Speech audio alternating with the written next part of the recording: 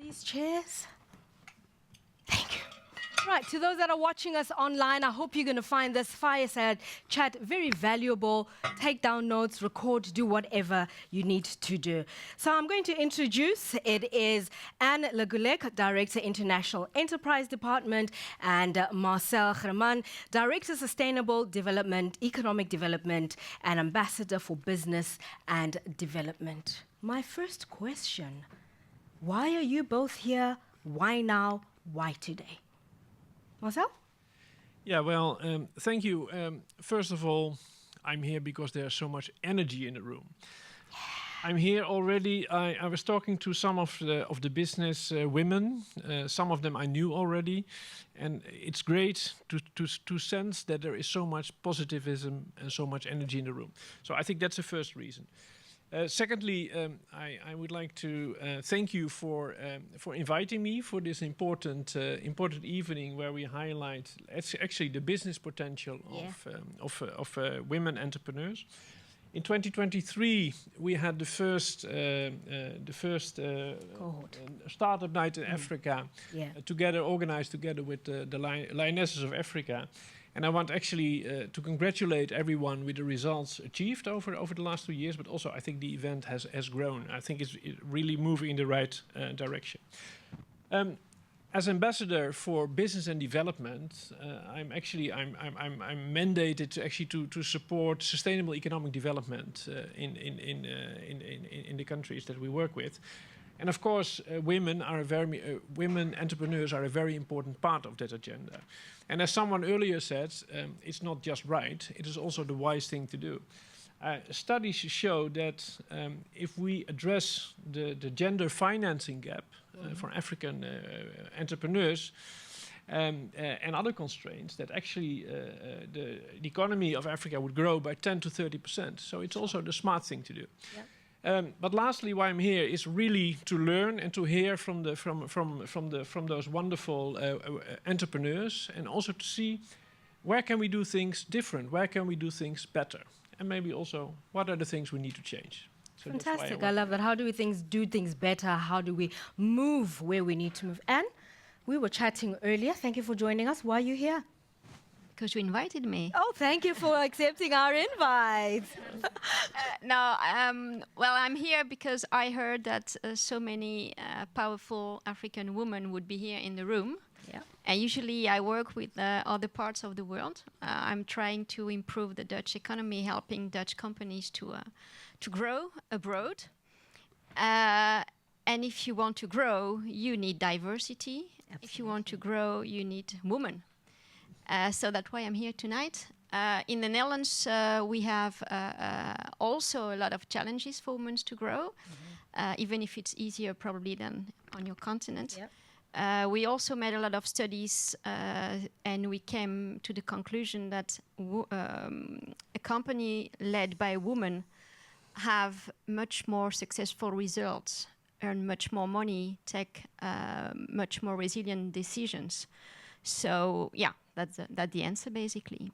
And tonight I think it's about networking, and I know that it's not the best side of women to be able to network. They can do that with friends, but to promote their company, they're not so good. So I think it's good to learn on this one. I love that. We push them. These women are going to get up onto the stage, but I like your point about resilient. When you have a woman, she pushes even harder. So I want to just set the stage around this conversation. Two directors with separate at first sight, unrelated agendas. We've already heard one is focused on Dutch entrepreneurs and economic growth for here in the Netherlands, and the other on sustainable economic development in low and middle income countries. So why are you here together, especially for this event on women entrepreneur? I know we've invited you, but I want to go a little bit deeper into why. Well, I think it's an important question, and I'm happy that I have an opportunity to explain that. I think we focus on market development. Yeah. And how do we do that? We do that by contribute to strengthening of the business climate in our partner countries. And we do that, for instance, by improving access to finance, by infrastructure, by skill gaps, addressing skill gaps, by trade barriers, help removing trade barriers. And of course, that means that working with women entrepreneurs is also important, because there's a lot of untapped potential in the economy that we want to help unleash.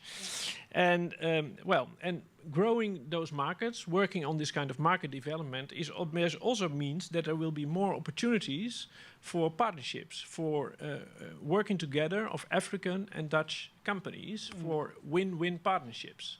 And if we want to really have that win-win partnership, it also means that our two departments have to work together. #partnership, and that's why we're in this room, yeah? And on your end? Yes, I totally agree. That's the reason why we work together.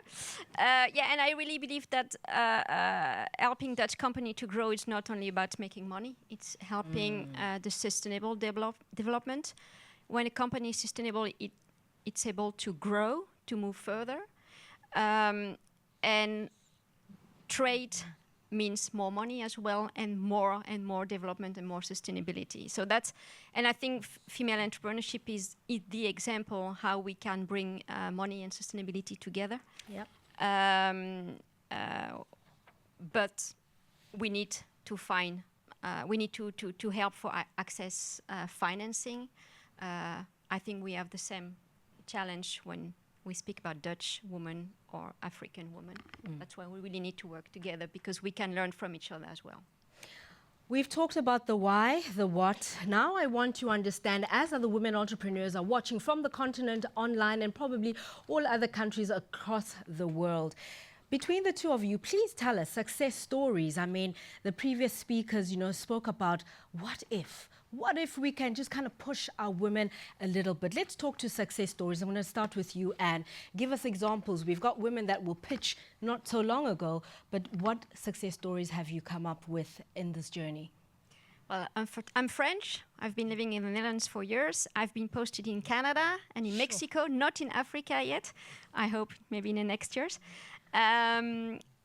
And I've been working a lot on gender equity and on women entrepreneurship and women empowerment. I think the women who inspired me the most were the Mexican women. It's very complicated to be a woman in Mexico. Yeah. It's very dangerous. Having your money, having your own company, it's not normal. Mm-hmm. And I had the chance to be invited by a group of 80 women in Oaxaca. And they were having a market of food. And they had a big problem because the market didn't have access to water anymore. Sure. So they were trying to find a way, otherwise the market would close. They wouldn't have money anymore to raise their children. And they heard that the Netherlands was a country great with water. So they contacted us at the embassy asking for a solution. And it was great to be able to find a Dutch company, able to find the solution, a bit of money from the embassy for the pilot. And then after a few years, the market in Oaxaca opens again. Sure. And that was because of the patience and passion of this Mexican woman. Patience and passion. Are you listening to that? Please give the story a round of applause. Marcel, tell us, impact. We're talking impactful moments related to this topic of sustainability, funding women, and really just trying to close that gap. Well, actually, I learned the lesson that it is smart to invest in women entrepreneurship early on in my career. My first posting abroad was actually in Kenya, and there I was actually managing a large microcredit program. And we supported farming families and farmers in West Pokot, which is actually a rural area in Kenya, which is not the easiest to be an entrepreneur. And what we learned there from that program is actually that the women they actually stood out compared to the men in two aspects. First of all, they had almost 100% repayment score. So there was a really high repayment. That was really I thought, wow. So it was also from an economic reason, a very good reason to invest in to actually invest in female enterprises. And the second thing I learned there is that we also did some study to see how they use the income. A lot of that income is actually invested in the family, So actually the whole family, also from a social point of view, benefited. One more, a little bit more recent example is actually when I was ambassador in Mali. We were investing in young male and female entrepreneurs. And there was this lady, Penta Tiam, and she founded a garage where she basically, a successful garage in electromechanics. Wow. And actually there I learned that talent and performance don't have a gender. And I was really inspired. Thank you. Thank you very much. I love these stories because you're going to hear more stories from the continent and also from the Netherlands sitting right in this room. I would be amiss as I want to wrap up my fireside chat. Let's talk to policy and practice because we can't have a conversation without policy and practice. How does the Ministry of Foreign Affairs approach support for women entrepreneurs or include gender considerations? Because you literally departed on that point, Marcel, with its foreign trade and development agenda. And I'm going to just ask you to dovetail that as you ended. Well, I think from our end, we support, of course, economic empowerment and women entrepreneurship. And how do we do that? We do that actually in all our activities. We use a kind of gender lens. And that basically means that we explicitly assess how the program is going to affect different genders, how they are affected. And of course, we do that with all our partners and programs, and many are here represented. I think we have FMO, Invest International, the Dutch Good Growth Fund, we have IDH, we have RVO, Farm Access, the Challenge Fund, and many of those, maybe you are aware of those programs. And actually, they all work with this kind of gender lens. And one other example of that is, for instance, also the affirmative finance action for women, AFAWA, of the African Development Bank, where we actually try to reduce the financing gap for women entrepreneurs by 5 billion in the end of 2026. And of course, I think it's quite impressive. More needs to be done, but I think we're on our way. Thank you. Thank you. I love the fact that more needs to be done, but we're on our way.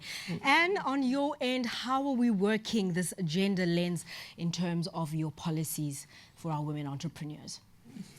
Well, basically, women entrepreneurs can have access to all the finance and the instrument we have. But we also came to the conclusion that many programs are not adapted for women. So we decided to make a tailor-made program, and that means that we have special events, special network events to foster a community. We're trying to find, we have the role models, but they need to show themselves. Many women are not aware of the fact that they are role model, and I think we really need this one to show what they can, to learn, to teach to younger women. What we do, and I'm very proud of it, next week on Monday I will fly to New York with a group of 15 Dutch young women entrepreneurs trying to find some investors in the US. We did that last year in LA and 2 years ago in France, and the results were incredible. Many women were able to find money, but also to find some clients to start a company abroad. So that. It's a lot of work, it's challenging, it's very complicated to convince the politician, to convince some colleagues, but we managed to do it, and I hope we will do much more. I wish we could have 2 hours more to just have this conversation because there's a lot of detail. But as we round off, I just want you to give us your view on collaboration. As we round this off, what does collaboration produce when people come together? I'll keep saying #further together. Marcel, as you round up? Yeah, I think for me, working together means, I would like to give an example, Yes, if you allow me, is that actually we work, and I think it's a kind of our flagship program, is actually the combi tracks and I would like to give we do the combi tracks in 14 countries. And what does that mean? It means that we work in a kind of sectoral program together. We have a kind of strategy for a sector or subsector, and then we work with the Dutch diamond. What does that mean, the Dutch diamond? It means that we work with the private sector, we work with knowledge institutions, we work with entrepreneurs, of course, and also the government, and we do that also in our partner countries. In this example, we do this with Kenya. So we have Kenyan entrepreneurs and Dutch entrepreneurs, and they work together in the health sector, and I think the life science and the health combi track I'm referring to. And of course, that is a sector that is very relevant for women and women entrepreneurs. And I believe that this is really an example of where we can work together, slightly more strategic, where there is really potential for everyone, but we have to work together, and we have to do that in a kind of deliberate fashion. Deliberate, I like that, intentional. As I round off with you, Anne, your example and your take on collaboration #partnership. Yeah, I think I would have another example, but I think it's the same as explanation as Marcel did. It's about public-private partnership, because at the government we can do many things, but we don't have the finance, or we don't have the network all the time. I think one of the examples I should give is the Code V, V for woman, vrouw in Dutch. Okay. And it's a partnership with our ministry, economic affairs, financials affairs, but also ABN AMRO, the bank. They have the money, I heard. Yes. And Invest International as well as one of our partners. And we managed to create a fund for women, so that they can grow, to try to fill the gap of investment and financing. We started a few years ago. It's getting more and more concrete and more real. We are learning a lot as well. Yeah, I think we can move forward on this one. And I know that some of the ladies were going to pitch later on are part of Code V as well. So I'm really looking forward to hear the stories. Thank you so much. Please, Anne Le Guellec, Director, International Enterprise Department, Ministry of Foreign Affairs. A round of applause. Thank you very much. Marchel Gerrmann, Ambassador for Business and Development, Director, Sustainable Economic Development, Ministry of Foreign Affairs. Thank you very much for the fireside chat. And we look forward to networking with you outside.